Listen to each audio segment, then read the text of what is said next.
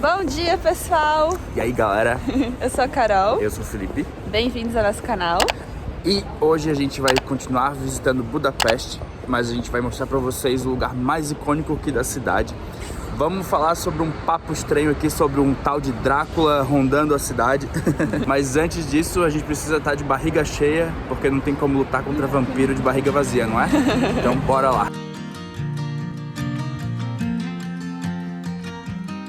Bem-vindos ao vídeo de hoje. Essa é a segunda parte do nosso rolê por Budapeste. E se você não viu a parte 1, não se preocupe, deixaremos um link no final desse vídeo para você poder assistir também.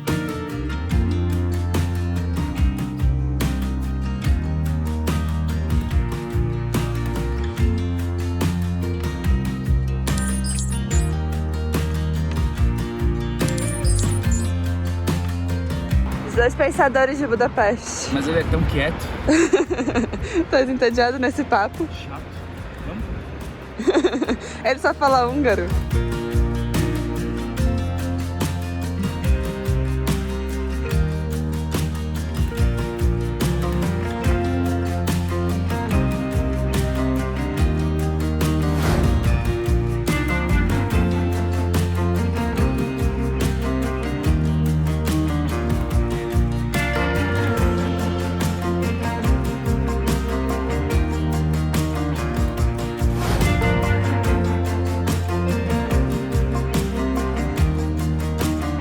Agora chegamos no mercado público. Sabe por que é mercado público? Porque é um mercado e vai o público. Bora. Que sábio.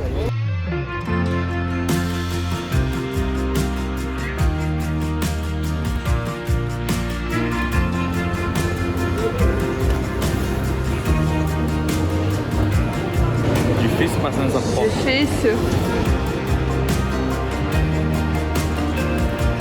O Mercado Central de Budapeste é o maior mercado coberto da cidade e foi construído em 1897.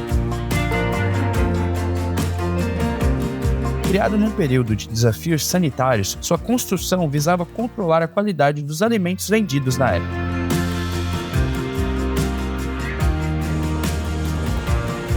Até agora a gente só encontrou fruta e frios e mel. Olha o tamanho desses cogumelos. Aham. Tem uma pelucinha.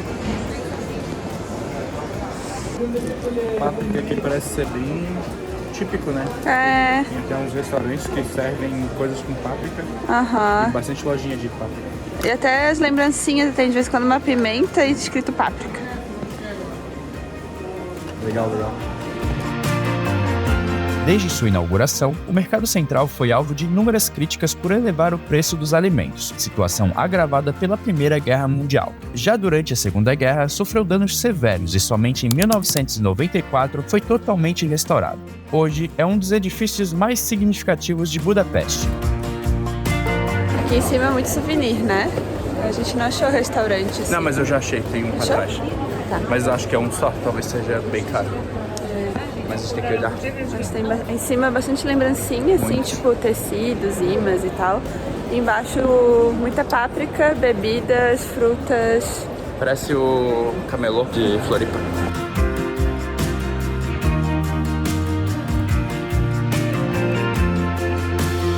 Achamos a comida no final do segundo andar e tá disputado. Possível, né?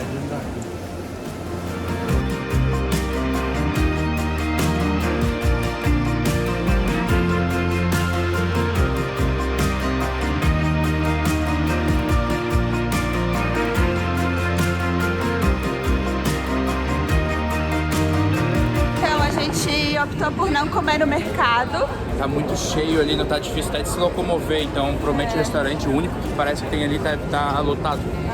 Não deu nem pra chegar lá pra ver. Não deu pra chegar lá. E as barraquinhas também estão com bastante fila. Então, como a gente tá aqui no inverno e tem pouco tempo de luz solar, a gente ia perder muito tempo e ia deixar de fazer alguns passeios. Então, a gente optou por comer em outro lugar mesmo, com menos fila. E valeu a experiência de ter vindo no mercado, né? A gente veio durante a semana. Dizem que no sábado é pior ainda, mais cheio. Então, venham com tempo.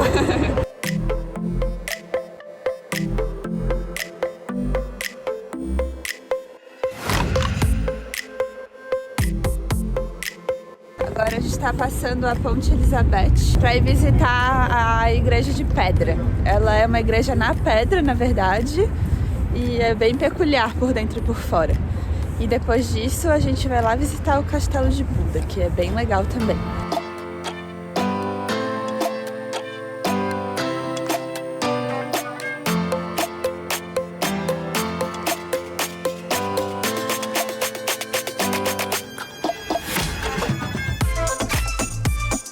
Na caverna e barra igreja foi 1.000 por pessoa, 1.000 dinheiros deles por pessoa. E a gente ganha o guia, o áudio guia, daí vai andando pela caverna e pela igreja e ouvindo as coisas de toda forma. Tem várias línguas, não tem português. Tem espanhol, inglês. A Igreja na Pedra foi fundada em 1926 e durante a Segunda Guerra Mundial o local serviu de hospital de campanha para o exército alemão. Já em 1951, a caverna da igreja foi selada pelo exército soviético, voltando a ser reaberta somente em 1989. Atualmente, além de igreja, o local tornou-se atração turística, devido à sua estrutura nada convencional.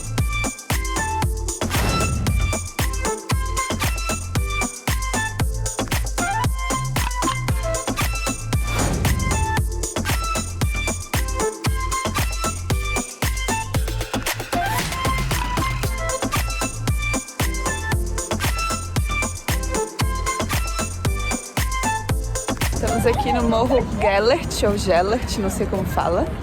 E tem outra vista bem legal da cidade. Tá vendo aquele balão que tá lá na frente lá? Consegue mostrar? Consigo. A gente andou até lá, eu não tinha percebido que era tão longe assim. É por isso que eu tô cansado e preciso me alimentar bastante. Tá. Eu tô fazendo muito exercício.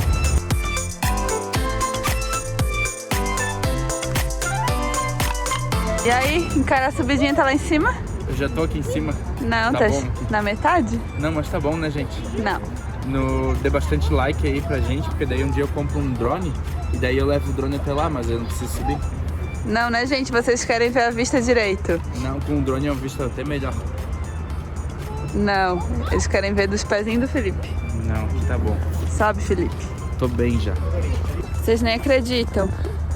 Ou pior, eu acho que vocês vão acreditar sim. Mas ele me deixou subir sozinho.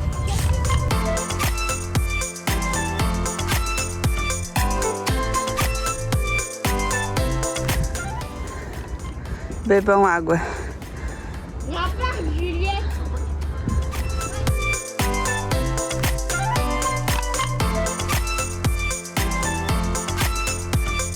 Galera, a gente chega até aqui em cima e é fechado, ó. Não dá pra ver a estátua e a bandeira. Depois de andar tudo isso. We wake,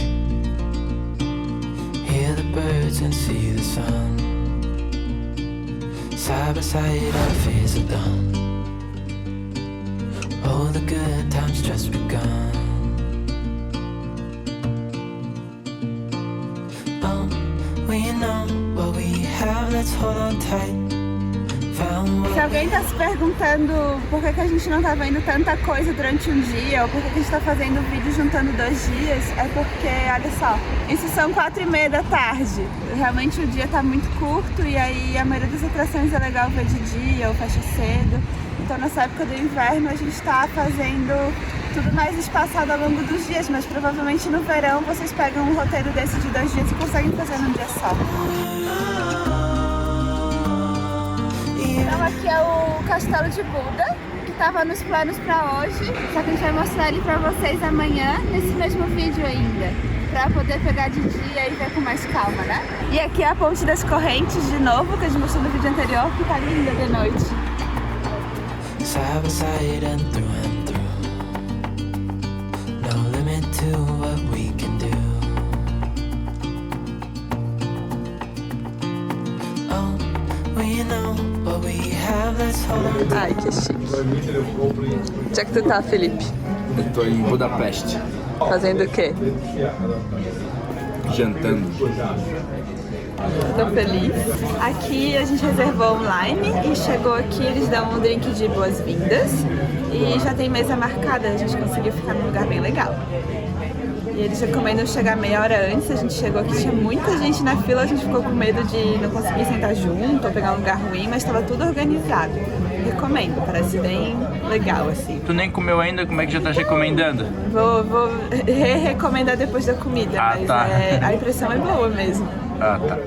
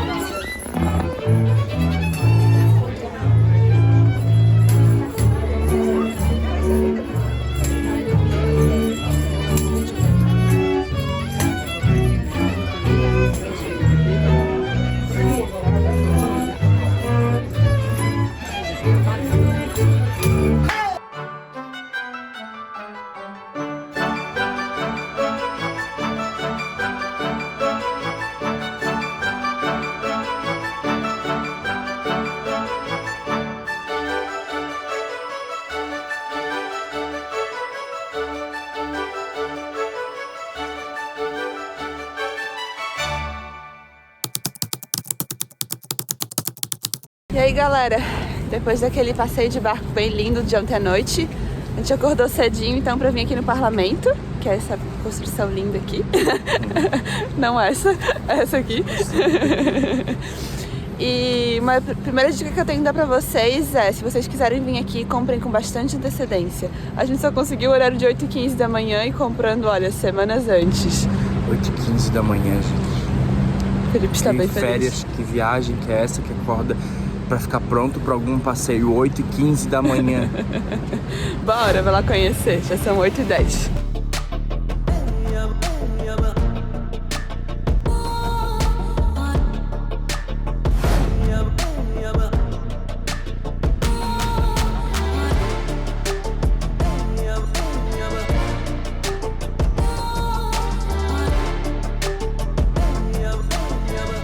Tem guia até em português, então não tem desculpa para vir.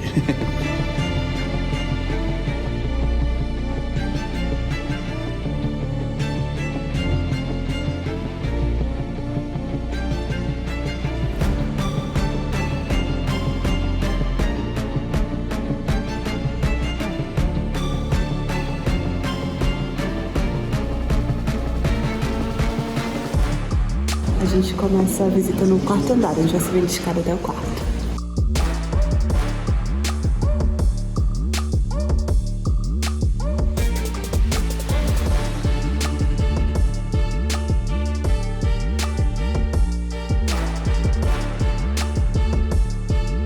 Aqui é a antessala do Senado, onde os deputados dão entrevista hoje em dia. E tem estátua com várias profissões antigas para simbolizar que todo mundo é representado no Senado.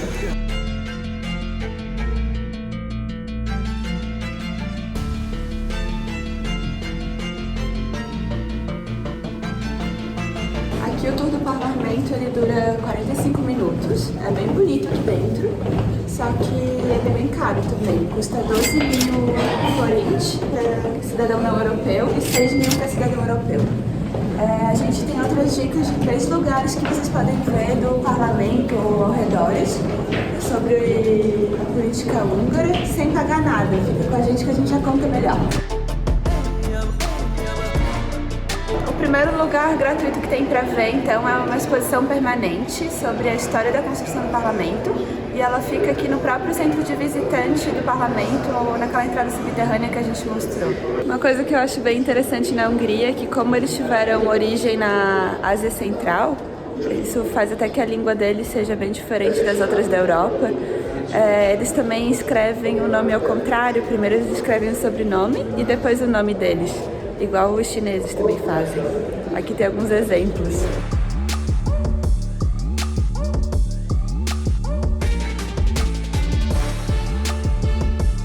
E Pra quem tem curiosidade sobre a língua deles, como é que é, eu vou mostrar um pouquinho o texto, não dá pra entender nada.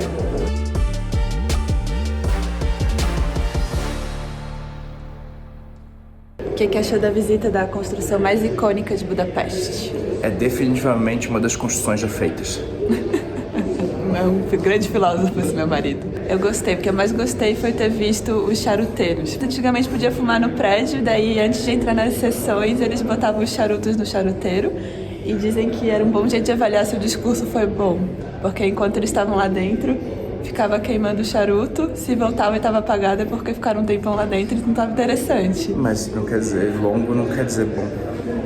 É, longo não quer dizer bom, mas acho que tu pode sair se estiver muito chato. Não, se bem que acho que no caso do governo não pode. Eu conseguiria fazer um discurso chato por horas. Vamos lá, começa. Já testa com o nosso público. Vou testar com o público. Agora as outras duas coisas que tem gratuita perto do parlamento e voltada à história dele ou da Hungria, que tem pra visitar, são o lapidário. Ele ainda tá fechado agora, são 9 horas da manhã. Mas dá para se informar no centro turístico ali do próprio parlamento sobre os horários de funcionamento. Ele tá aqui atrás de mim. E aqui tá o parlamento, ó. O lapidário, ele mostra partes da estrutura ali construída do parlamento, sabe? Partes que foram tiradas do prédio original. E a terceira opção gratuita não é sobre o parlamento em si, mas sobre a história da Hungria. É o memorial do dia 25 de outubro de 1956, onde teve um grande massacre aqui no país. Nesse dia, vários estudantes que estavam manifestando, eles foram mortos a tiros pelo governo.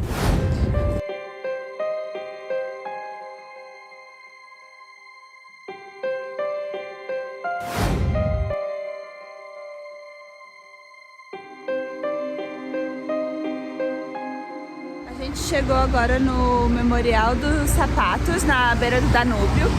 Vocês acharam muitos sapatos?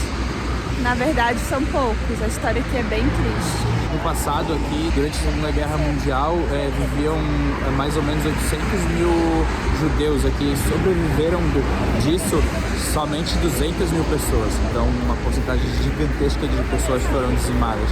E por que esses sapatos aqui, então? Porque antes de jogar eles no rio para sacrificar, eles mandavam tirar o sapato como se fosse a única coisa de valor que essas pessoas tinham, sabe?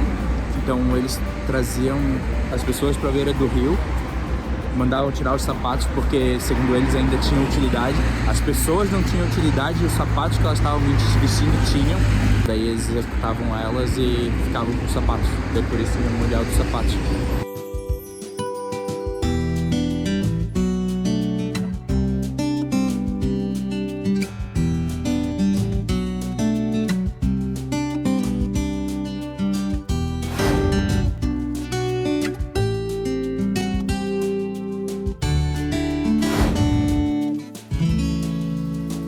Hoje a gente veio, depois de vários dias de comida típica húngara, a gente veio para um sushizinho que a gente não resiste.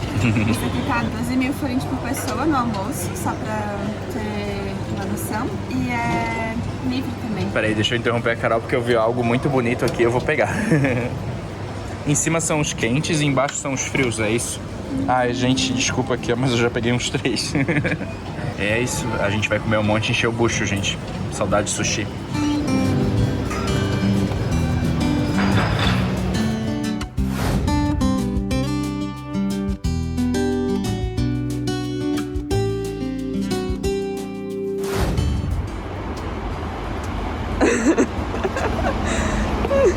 Eu vou coringar. Não, eu nunca entendo as referências. Seguimos vivos, mas tem mais uma subidinha. Eu tô cansado.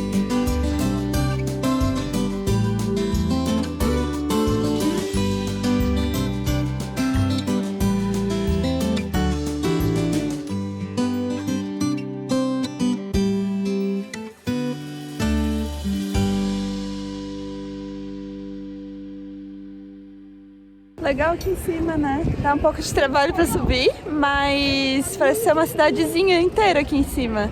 Tem bastante Isso aí. Tá cansado ele. Tem um monte de palácios, construções aqui, restaurante, um monte de coisa. E vários museus, pelo visto. Tem um de história, um de arte, no mínimo. Mas deve ter mais coisas, a gente vai vendo e falando com vocês. E aqui que tem a história do nosso amigo Conde Drácula.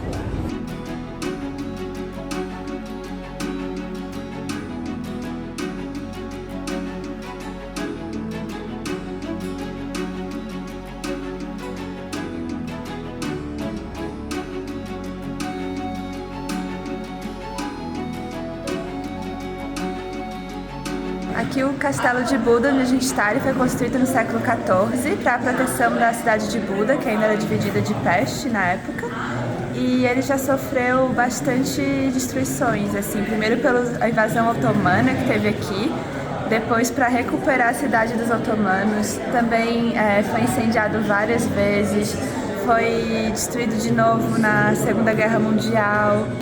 Também na recuperação da cidade e também na Guerra de Independência. Então, toda essa carinha que a gente vê hoje do castelo, ela é fruta de várias obras de reconstrução. Aqui nessa sala a gente consegue encontrar várias dessas esculturas antigas que foram recuperadas nas escavações.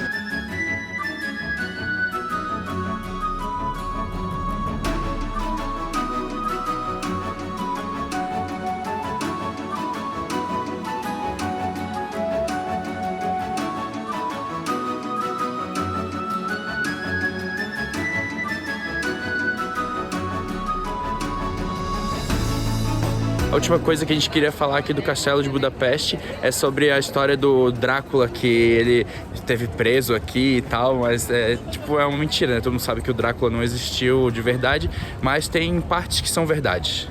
Isso.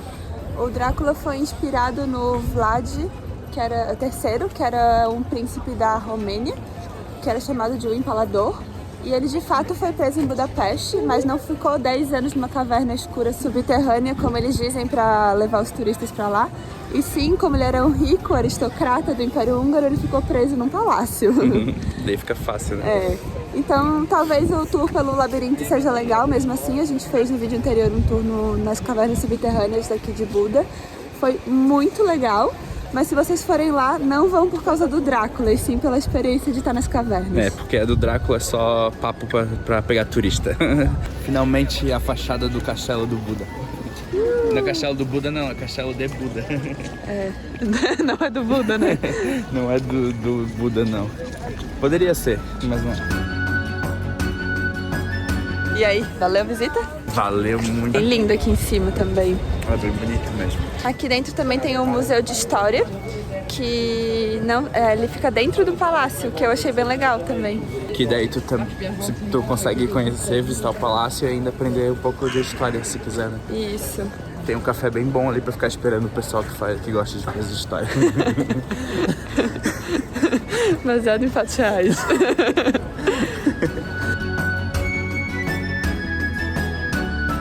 Para chegar lá em cima no Castelo de Buda, que agora a gente já tá na metade do caminho, tem algumas formas, que é com o ônibus, o funicular. No lado bem esquerdo do castelo tem uma escada rolante e tem uma quarta opção, que é com o Fernando. Um pouco a pé, um pouco andando. Que foi a escolhida por nós todas as vezes. Por isso que eu estou com essa cara batida, sem energia. Nosso amigo Fernando. Não tem comida que eu coma que mantenha a energia do meu corpo ativa, porque olha, é óbvio que a gente tá andando. Sobe e desce de morro que eu não aguento mais. Deixe seu like se você acha que o Felipe reclama muito. Mas daí vai ter 1 milhão de likes. Bom, galera, o nosso rolê termina aqui. Muito obrigado por nos acompanhar e se gostou, não se esqueça de deixar o like e se inscrever no nosso canal. E se você ainda não viu a primeira parte deste vídeo, aqui na tela temos um link para você.